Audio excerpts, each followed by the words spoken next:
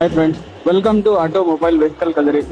Few days back వచ్చి Harley Davidson పెట్టినా కదా, అన్న వాళ్ళు వచ్చి కేరళ నుంచి అంటే దాదాపుగా 900 కిలోమీటర్స్ నుంచి అదే పనిగా బండి కోసం వచ్చినారు. కేరళ నుంచి త్రివేండం నుంచి.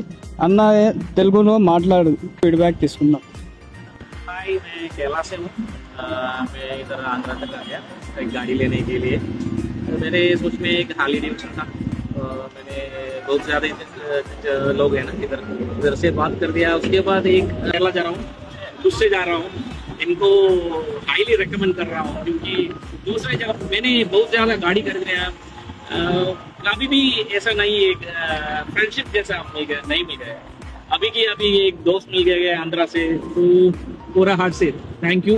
हाईली रिकमेंड कर रहा हूँ इनको।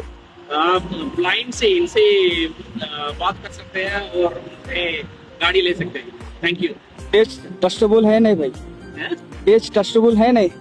बेस्ट है, सबसे बेस्ट है।